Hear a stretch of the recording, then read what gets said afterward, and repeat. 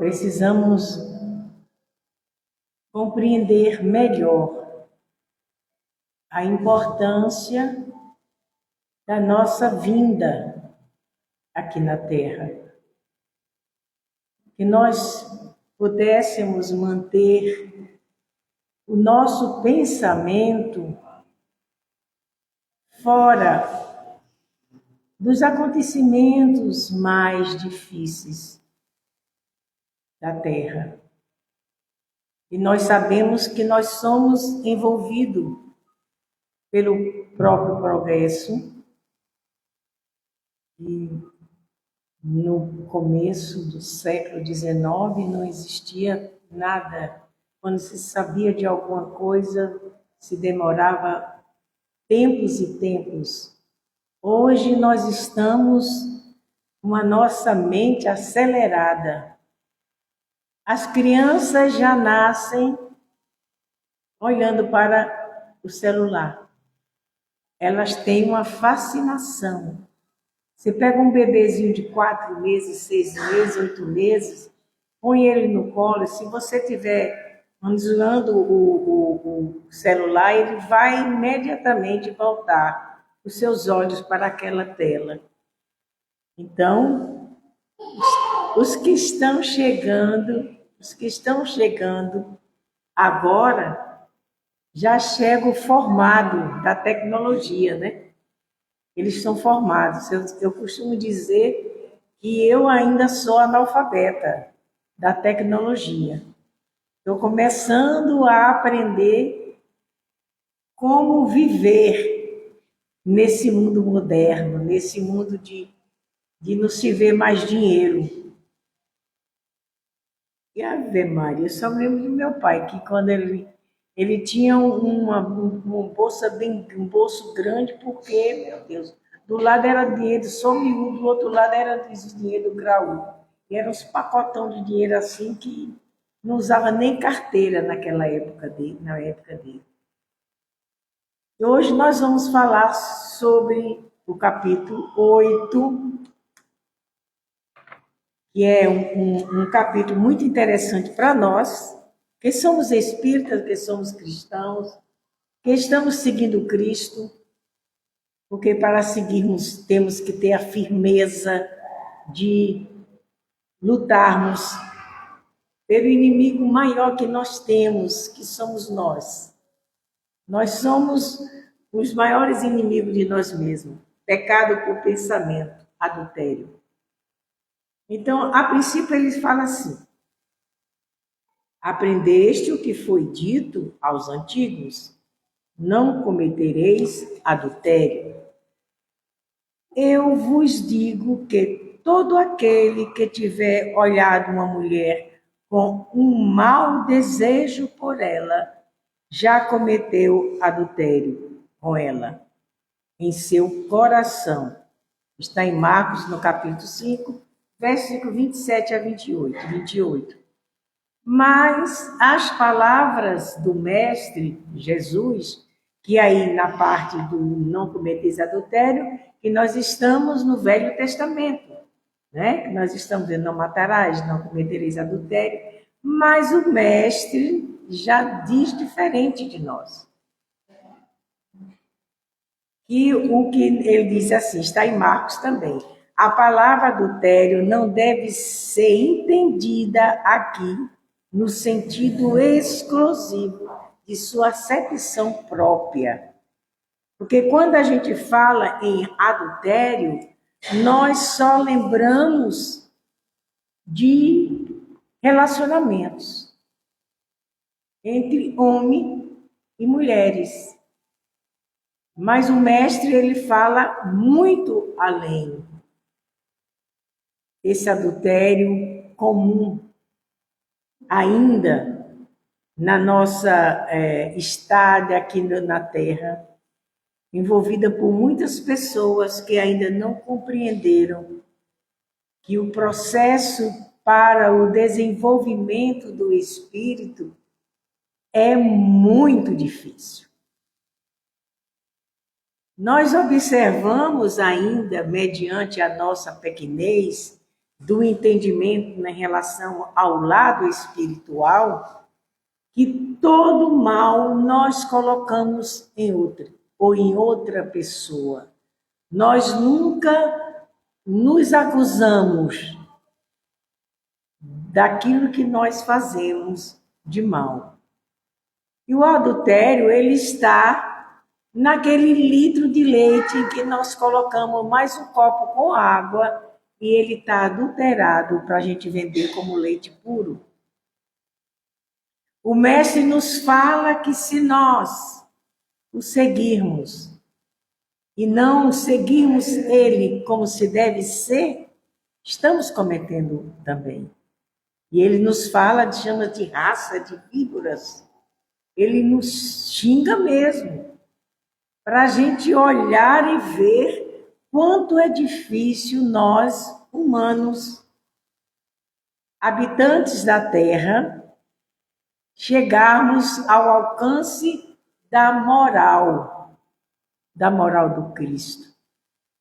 Em um capítulo antes, que fala sobre venha a mim as nossas criancinhas, ele nos fala que nós temos essa dificuldade esse entendimento. Por que é que nós negamos o nosso erro? Porque nós somos filhos de Deus. E o nosso mestre nos diz que nós somos semelhantes a Ele. E o erro nos entristece a alma.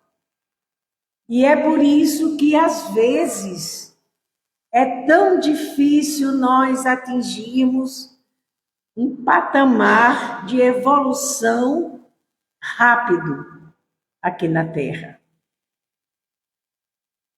Porque nós vivenciamos o período que é de estudo, o período que é de nós nos prepararmos para esse advento do Cristo, que é estarmos perante Ele, Cristo. Imagine nós perante nosso Criador, Deus. Nos vergonharíamos de estar tão distante de alcançarmos, mas não impossível. É a mesma coisa quando nós temos um vício, não um vício moral. Todos os vícios se tornam um vício moral com a constância que nós temos de desenvolvê-lo, de mantê-lo eles junto de nós. Mas o erro que nós temos dos hábitos que nós usamos aqui na Terra, e ainda temos uma dificuldade de esquecermos que o nosso período aqui é curto. É como se fosse uma noite. É muito curto para nós aprendermos a desenvolver em nós a capacidade de discernimento, do entendimento de que só nós podemos mudar. Ninguém muda por nós. Nós poderemos ser exemplos. É por isso que, às vezes, nós observamos em uma família, quando existe um ser dentro da família mais equilibrado, esta família, com o tempo, vai vendo o exemplo ou de um irmão, ou de um pai, ou de um tio, ou de um cuidador, e vai se alinhando, ele vai voltando para o conhecimento desta vida, que é a vida espiritual. Nós temos dificuldades de perdoar, de entender o outro. de compreender o erro alheio. E essa dificuldade faz com que nós continuamos caminhando como se estivéssemos nessa esteira que a gente liga a máquina e nós fazemos quilômetros e quilômetros e não saímos do lugar. É difícil esse retorno de nós no plano espiritual, porque quando nós chegamos lá, é como se tudo fosse claro demais para nós. No corpo físico, nós temos o sono. Nós precisamos dormir para que assim a nossa mente consiga ganhar energia para que nosso cérebro funcione, essa caixa maravilhosa, milagrosa, que movimenta todos os nossos sentidos físicos. Com a ajuda, é claro, do nosso espírito. Mas para que o nosso espírito se evolua, nós precisamos evoluir o nosso corpo físico. Não é essa evolução de nós tirarmos uma ruga do rosto, de ficarmos diferenciados, de irmos para a academia, que é maravilhoso para a saúde, mas a mudança interior de nós nos aceitarmos como somos. Porque a maioria de nós, como nos espelhamos no outro, esquecemos de que todo procedimento evolutivo da humanidade começa através de um pensamento. Alguém tem que pensar para depois praticar, fazer, construir. E é por isso que quando nós temos os nossos filhos pequenos, nós precisamos anularmos totalmente o nosso ego, o nosso orgulho, a nossa prepotência de poder para chegarmos até eles, exemplificando com dificuldade, porque ninguém ensina mostrando o erro. É por isso que às vezes há tanta dificuldade numa sala de aula, quando nós, para dominar uma sala de aula não é fácil. A gente pegar 30, 40 crianças de personalidades diferentes, vivência diferente, motivos de vida diferentes e trazermos para agregar-se uns aos outros e mantermos o equilíbrio, o silêncio e o controle. O nosso mestre, ele nos mostra claramente, quando ele fala que nós, seres humanos, estamos melhorando a nossa conduta moral quando nós temos um pensamento negativo de um mal para com o outro. Isso acontece porque ainda passamos por esse processo de burilamento e nós estamos querendo cometer aquele erro, aquele abuso, aquela raiva, aquela vingança, mas projetamos primeiro no pensamento, na vontade de fazer, e depois a gente vai ao ato, onde a gente pode agravar o outro com palavras que marcam profundamente, ou agravar o outro com pancadas, com humilhações, com desprezo. Quando nós pensamos em fazer e nós temos a oportunidade de fazer e não fazemos, é o começo que nós estamos para nos redimir de toda a nossa história, que é celular, que é séculos e séculos, é momentos e momentos de vitórias, de quedas, de alegrias, de tristeza, de percas, de erros cometidos, de desatinos, e nós começamos a compreender, só nós podemos seguir e melhorarmos. Quando não acontecer isso, nos amarmos como somos, mas sempre em uma frequência constante de mudança. Vocês observam, tem uma passagem de um livro que ele nos mostra o seguinte: existia um casal, e esse casal, eles viviam bem em determinado período do relacionamento deles. Eles tinham uma junção de união quase que perfeita, porque ainda não somos perfeitos para isso. Mas quando surgiu os filhos, começou a se desfazer esse laço, porque nós ainda mantemos dentro de nós o egoísmo.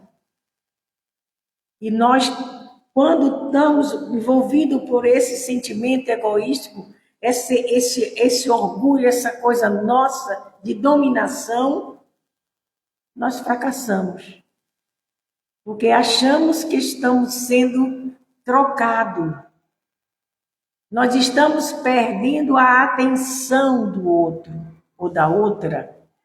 E é por isso que essa história narra, que mostra como é a condição de nós, seres humanos, vivenciando esse exemplo. Essa história começa em uma vila pequena, na cidade de Hiroshima, antes da guerra de Hiroshima, da guerra, que houve a bomba nuclear, onde destruiu tudo, Hiroshima e Nagasaki, e que estavam lá esse casal que viviam bem, que viviam harmonioso, e quando começou o processo das provas, porque todo casamento ainda é provacional. Então, ela começou a se desequilibrar.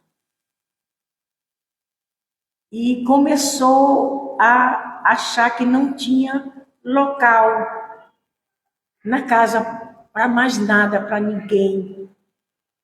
E ele tentava, porque sempre que tem que ter um que é mais afobado e um mais calmo. Porque se os dois forem afobados, Deus tem que mandar separar, porque senão vão parar na polícia. Ou a gente se conserta, porque tudo isso, gente, é adultério da vida nossa. Tudo isso são comportamentos negativos da nossa vivência terrena. Então, ele então, nessa vila, tinha um sábio, um senhor que cuidava daquela vila e sempre aconselhava as pessoas. E ele pediu, foi lá falar com ele que não estava mais aguentando, porque tudo havia uma briga entre os dois. Tudo não dava mais certo.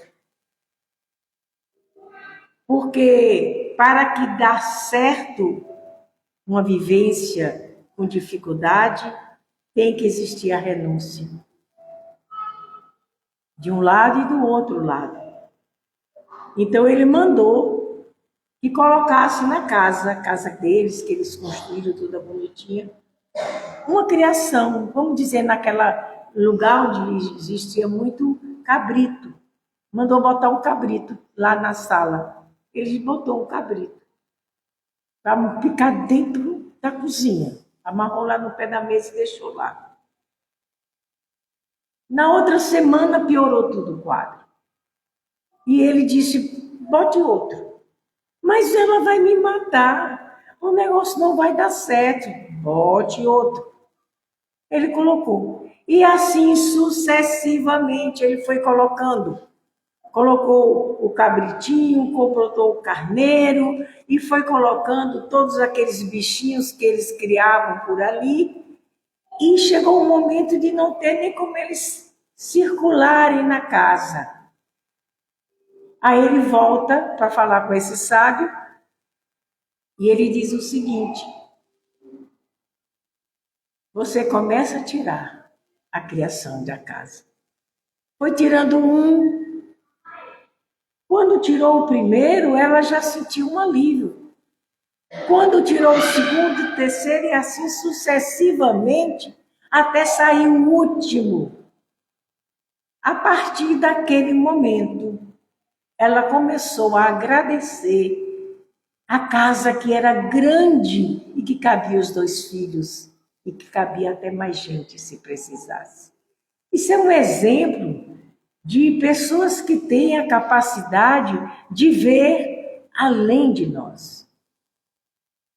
E acabou a desavença naquele lar, porque ela achou a casa confortável, maravilhosa, e ele também passou a conjugar com ela, junto com os filhos, dividindo as tarefas. São pequenos casos que tem no livro que chama A Ciência do Bem Viver, de Masaharu Taniguchi. Eu mostro para vocês esse quadro para observar que cada erro que nós cometamos ou cometemos, nós temos que nos livrar dele. Porque senão nós vamos acumulando débitos e mais débitos. E se nós não fizermos a prova certa para passar, é como a gente está na faculdade, ou está no colégio, ou está no jardim da infância, que começa a riscar e fazer as primeiras letras a rodar um círculo para fazer a letra A. Porque tudo na vida é prática. Se nós deixarmos para amanhã, nós nunca vamos alcançar essa manhã. Porque o dia nosso chama-se presente. A vida de nós, espíritos encarnados na Terra, chama-se presente. Uma vez o nosso mestre estava passeando com Pedro. Às vezes ele passeava com Tiago, às vezes ele passeava com Mateus. Mateus que escrevia tudo, que Mateus era inquieto, não gostava de contato com ninguém, mas era o que fazia toda a apontação de tudo que Jesus falava. Mas ele estava com Pedro. E o Pedro, ele era muito curioso. E ele estava caminhando, em Cafarnaum, caminhando lá, passeando com Jesus, e sempre Jesus que via alguém, ele sempre dizia algo. Mas nessa tarde, ele passou por um cerrado e viu uma senhora. Essa senhora estava cuidando da criação. Era um bocado de carneiros que ela cuidava. E ela precisava botá-los no cercado para que já estava perto de anoitecer, porque na época do Cristo não existia relógio. Nós éramos guiados, eu acho que nós vivemos também nessa época, não com Cristo, mas passamos por esse processo de evolução que era pelo sol. A gente era guiado pelo sol e pela lua. Então, era quase 5, até a primeira hora, a segunda hora, a nona hora. Então, ele estava lá. E quando ele estava naquela agonia com aquela senhora, naquele desespero, ele passa mais adiante, abençoa ela, que ele sempre abençoava as pessoas, não dirigindo a palavra, mas abençoando em pensamento. Ele continuou. Encontrou um rapaz. E esse rapaz estava sentado em uma árvore bem frondosa, que dava uma sombra bonita. E ele pegou e disse para Pedro: Pedro, você está vendo? Você se lembra daquela mulher, daquela moça que estava lá tangendo os animais? Eu me lembro, Senhor. Está vendo esse moço? Tô, Senhor. Esse moço vai se casar com ela. Eles eram solteiros, ela era jovem. Mas como, Senhor? A mulher está lá trabalhando, ele está sentado nessa árvore. Mas é isso mesmo, Pedro. Porque se ele não tiver ela, ele vai morrer de fome. Porque ele era preguiçoso. Tem que juntar. A proporção daquela época era juntar as pessoas.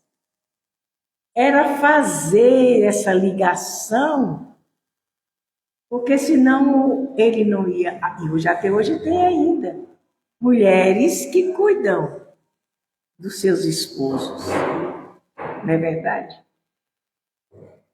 Então, isso tudo que eu estou chegando a dizer para vocês, que eu tenho certeza que essa mocinha que casou com esse rapaz, ela deve ter xingado ele um bocado, né, não? Mas tinha que ser assim, desse jeitinho mesmo.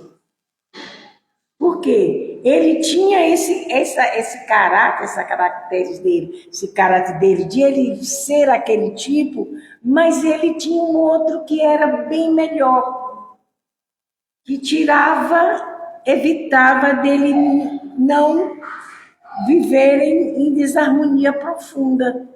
Porque ele era, apesar da preguiça, ele olhava os filhos. Botavam no colo outro no outro, carregavam eles por aqui, sentavam na mesma árvore, mas ela ia trabalhar, confiante de que ele ia cuidar dos filhos. Maria Dolores, ela sempre nos mostra esses pequenos casos do nosso mestre, para nos mostrar que ele diz o seguinte: tudo no universo, criado por Deus, é harmonioso. Tudo é harmonia. Nenhum astro, nada se chocam. Há uma harmonia sideral, há uma harmonia constante na criação, na natureza. E nós que precisamos alcançar essa harmonia, nós precisamos. Eu achei tão interessante uma coisa aqui que eu mostrei para vocês, que aqui foi que eu falo da criancinha, mas eu achei muito interessante isso. Eu estava lendo aqui que não era a parte do adultério, é quando fala aqui no sentido geral da religião, onde ele diz que a religião liga a Deus. que nós precisamos de um ponto. Não tem na cidade, aqui é o ponto turista, aqui é o ponto ali onde iniciou, que é o ponto zero, onde iniciou a cidade. Todos os locais têm isso. A gente precisa de um ponto. E a religião é um ponto. Mas se essa religião não ligar o homem ao próximo, não deu certo. É por isso que eu gosto muito, puxando um pouquinho para a minha sardinha, né? A brasa, a doutrina espírita. Porque a doutrina espírita, ela não passa a mão na cabeça de nós. Ela nos mostra toda a ferramenta que nós precisamos para fugirmos do adultério, de pensamentos, de palavras e de obras. Nós precisamos de toda essa ligação para nos prepararmos para a nossa escalada evolutiva. Ele não nos condena, nem diz regra de bom viver, que todas as religiões têm seus dogmas, que pelos dogmas levam o homem a entender ou a se prender em um costume que não leva ele ao raciocínio. E a doutrina espírita, ela esclarece, ela consola, porque você vê a verdade e ela é uma bússola. Porque ela não diz, beber faz mal. Nós sabemos. Porque nós não somos daqui hoje. Nós não somos os primeiros habitantes da Terra. Nós já tivemos aqui muitas vezes. Ele só diz tudo que é abuso é prejudicial, até a própria alimentação. Se a gente gosta de uma comida e quando faz só de vez em quando, a gente não come mais, quando aparece, meu Deus, mamãe fez isso, ou fulano fez isso, porque tem um marido que cozinha bem. O meu não cozinhava bem coisa nenhuma. Era aquele da árvore. Eu tô falando, mas não que era preguiçoso, mas era o da árvore. Aí eu vou dizer a vocês, tá vendo como é que é o negócio? A gente tem que ver que toda instrução que o ser humano recebe aqui na Terra tem que ser para o bem. E para que a gente faça o bem, a gente precisa renunciar.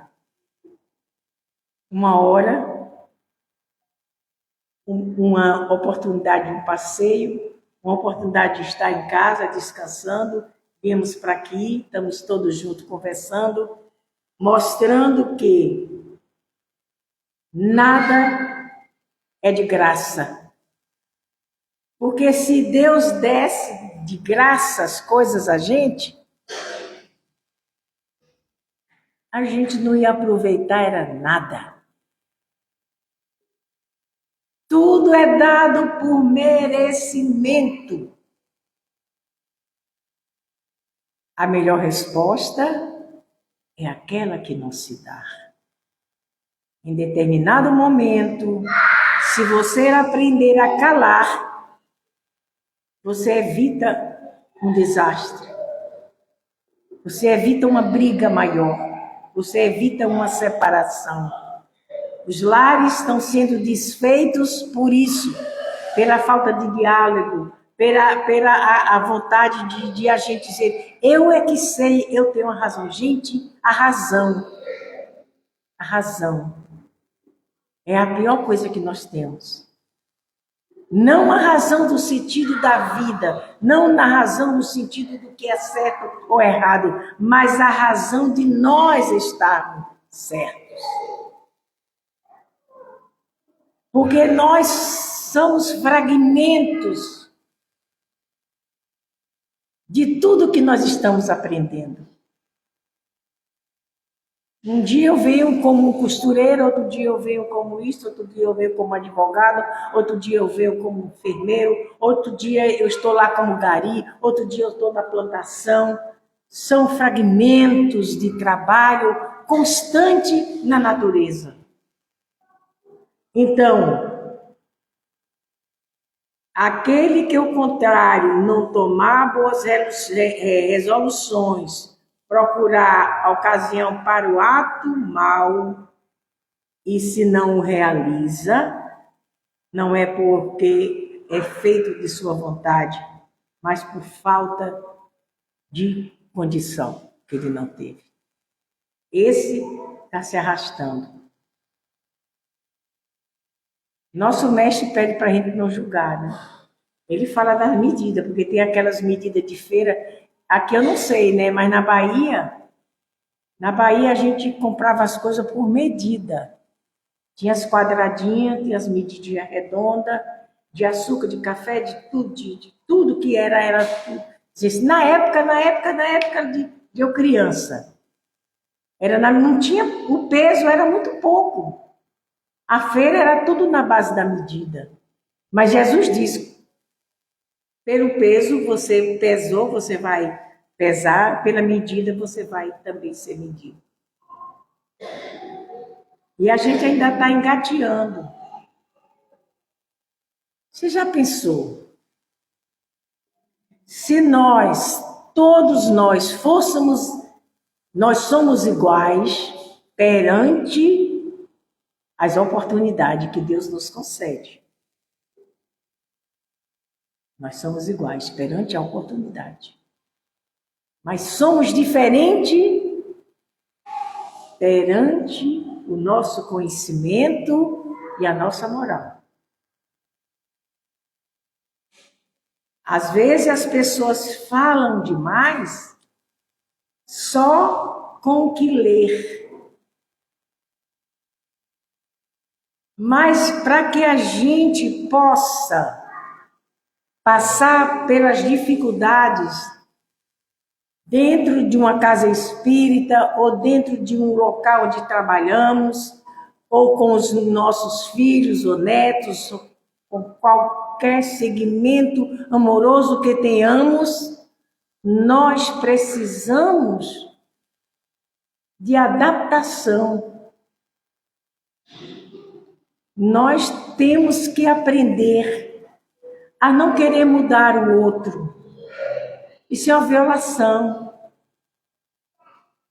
ao seu processo evolutivo, processo de conhecimento. Eu posso saber de matemática, mas você sabe de ciência. E ninguém sabe de tudo, só Deus sabe. Porque o próprio Sócrates diz, sei que nada sei.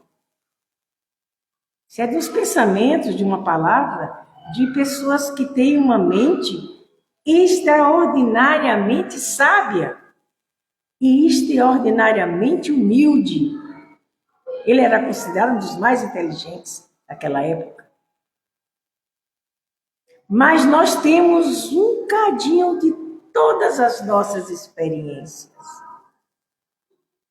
Enquanto nós não burilarmos tudo isso, a vontade de fazer o mal, mas eu não vou não vai dar certo. Vai bater em fulano, será que dói? Eu vou bater em mim para ver se dói. Porque se é direitos adquiridos, hoje em dia a gente observa pessoas boas, que gostam de fazer o bem, que gostam de ajudar, que quando a pessoa cai no chão, a pessoa corre para acudir, é considerado de bobo, de besta. Enquanto o bem é criação de Deus.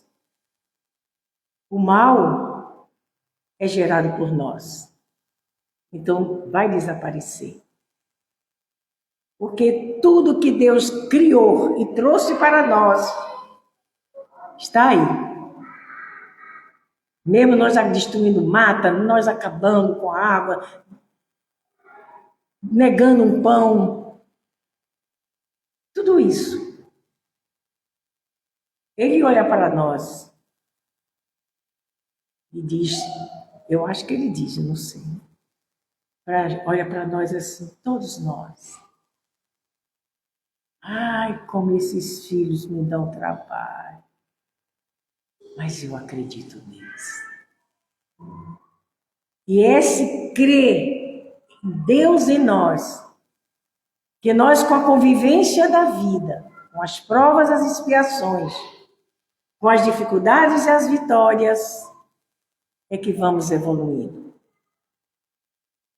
Então, adulterar é tudo que a gente faz errado. A gente faz algo e diz que foi fulano que fez. Criança faz isso, eu mesmo fazia isso. Eu quebrava o copo, mas eu dizia que era minha irmã. Foi netinho fui eu. Vocês estão entendendo como é assim? Então eu quero que vocês entendam só uma coisa.